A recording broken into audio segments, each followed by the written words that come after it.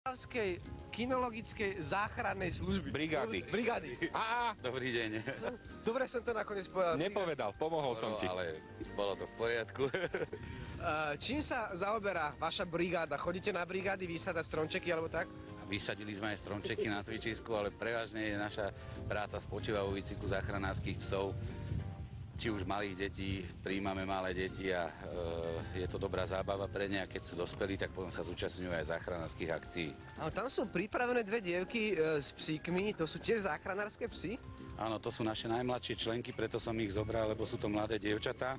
Jedna má 13, jedna má 15 rokov. V podstate sa venujú, od 10 rokov sa venujú kinológii, aby som mohol povedať, že keď sú decká šikovné, talentované, tak dokážu strašne veľa a môžu vám aj ukázať, že čo tí psi vedia. Sú vo výcviku krátko, ale už pomerne zvládajú kopec dobrých cvikov. Už to tam predvádzajú, ale ja som si vždy predstavoval, že záchranársky pes to musí byť minimálne vlčiak, alebo labrador, alebo niečo také veľké. A toto sú psíky, ktoré vyzerajú ako oriešky, ako sa tomu hovorí. Dá sa hociaký pes vycvičiť na záchranárskeho psa? Takto dá sa, každý, ktorý má preto fyzické predispozície. Tá doba, kedy to boli nemeckí ovčiaci, tá už dávno padla, to bolo ešte za čias, keď boli služobní psi, prevažne nemeckí ovčiaci. Dnes v praxi vieme aj v rámci úspornosti, že aj malý pes, čo sa týka réžie, je úspornejší a zase v dohľadávaní v ruinách sa dostane kde medzi tie panely a takto, takže si myslím, že v každom prípade je dobrý aj malý pes, ale musia byť tie fyzické predispozície, aby to nebol nejaký baset, niečo to je ťažké. Čiže ja by som záchranárskeho psa robiť nemohol. Ale tam ukázali taký krásny cvik, že zostal na mieste ten pes. Je to ťažké naučiť takého psíka? Dá sa to naučiť, samozrejme treba na to trpezlivosť, od šteniatka toho psíka zvykáme na to, aby zostal na mieste. Tak ako robí pes, alebo sa učí pes cviky, ktoré sú aktívne, ktoré sú pre neho zaujímavejšie, preskoky prekažkami, aporty, ktoré vám tu nemôžeme ukázať, lebo nemáme na to samozrejme tie veci tu na prispôsobené. Tak takisto je cvik pre psa aj ten statický, čo si veľa ľudí myslí, že to netreba cvičiť, alebo že to nie je o cvičení, ale je to o cvičení, lebo pes má 4 nohy, je niekoľkonásobne rýchlejší, temperamentnejší, takže my ho musíme cvičiť aj v tom, aby dokázal niekedy zotrvať na mieste. Tak my si to všetko ešte ukážeme, čo tie psíky dokážu. Dnes sa k tomu ešte dostaneme. To som zvedavý, máme pripravené aj také zaujímavé ukážky. Áno, psíci práve zostali. A táto vlastnosť vedieť zostať je dôležité aj pre psíka, ktorým začneme nasledujúcu dokrutku. Videli sme, že Havinko počúva, keď mu my dáme nejaký povel, ale je možné, aby sme my porozumeli psej reči? Psej reči sa dá porozumieť, čo by nie, ale pes prevažne rozpráva alebo komunikuje jeden s druhým hrou tela. Je to vlastne taký veľký herec, je to mím a viac menej si odovzdávajú informácie vizuálne, áno. Keby sme my chceli zistiť jeho náladu, podľa toho, čoho zistíme, akú má náladu? Tak náladu zistíme, to vidíme napríklad na pracovných psoch, s ktorými trénujeme, že niekedy ten tréning je super, niekedy ten tréning je taký ležernejší. Je to jak s človekom, áno, tiež nemáme každý deň náladu si zahrať futbal alebo tak, takže aj ten psík v každom prípade má svoje dni. Hlavne vieme, že aj sučky, čiže tá nežnejšia časť tej psej ríše, tak tiež mávajú svoje dni a tam to vidíme hlavne na pretekoch, že keď má tie háravé dni také, že sa to dostane k štádiu pretekov, tak majiteľky kočky naše, čo cvičia, tak není moc nadšené, lebo vtedy sa ten výkon... To s tým zatúlaním, totižto Miško sa tiež zatúlal do jednej škatule tam, čo je, a teraz sme zvedaví, či ho ten psík nájde. No môžeme to vyskúšať, je to taká maketová situácia, ale môžeme si to skúsiť. Hľadanie v ruinách Miša. Takže čo teraz nasleduje? Takže teraz psovodka v podstate ide do terénu, ktorý nie je nejaký prelesnený vzhľadom na tie možnosti, ktoré máme. A vysvetľuje psíkovi, dáva mu povel revír. To je štandardný povel na vyhľadanie osoby.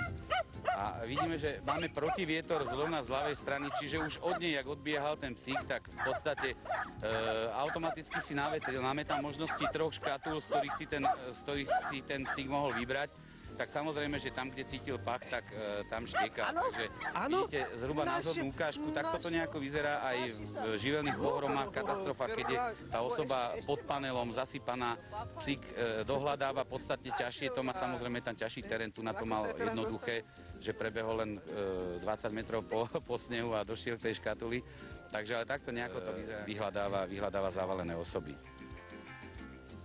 Dvakrát boli v Turecku, raz boli na Tajvane, samozrejme vyvíjali sme aktivity aj na dvojičky do USA s tým, že poslovili sme Indonéziu, pokiaľ čo bolo zemetrasenie v Indonézii a tak ďalej a tak ďalej. Tak by sme si mohli zase ukázať niečo, čo psíček dokáže. Tuto vidíme túto mladú fenku, čo nám práve predvede.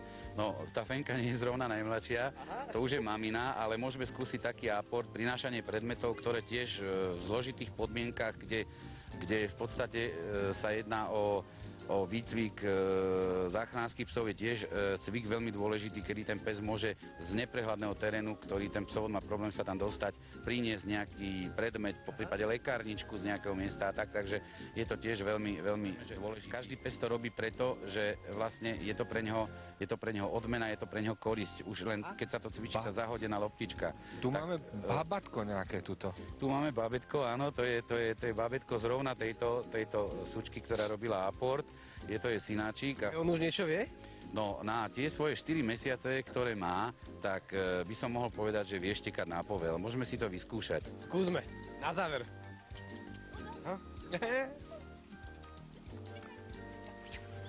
Štekaj. Áno, štekaj. Ugo, štekaj. Áno, štekaj. Ugo, štekaj. Štekaj.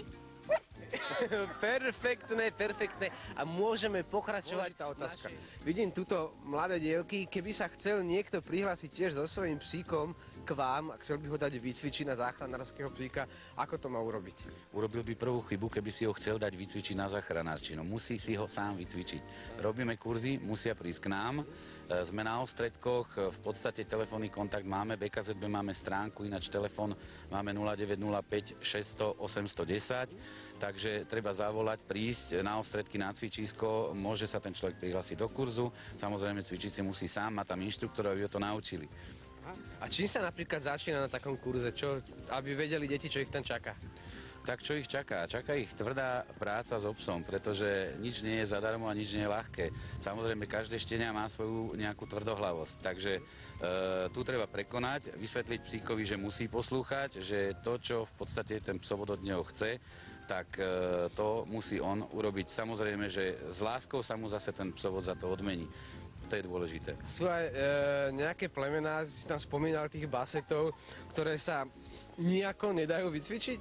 Takto, dajú sa, ale každý ten psík sa hodí na niečo iné a tam je dôležité si vedieť vybrať.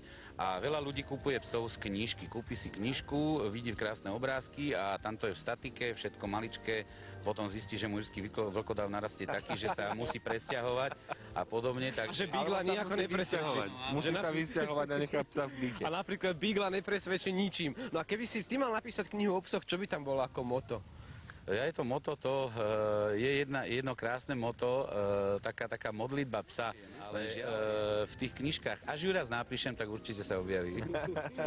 Takže kakovníci, to je pre dnešok všetko a ja sa ešte teraz idem na záver porozprávať so psičkami, lebo s nimi sme sa ešte nerozprávali. Takže ahoj kamarátka moja, čo si myslíš o vysielaní kaká?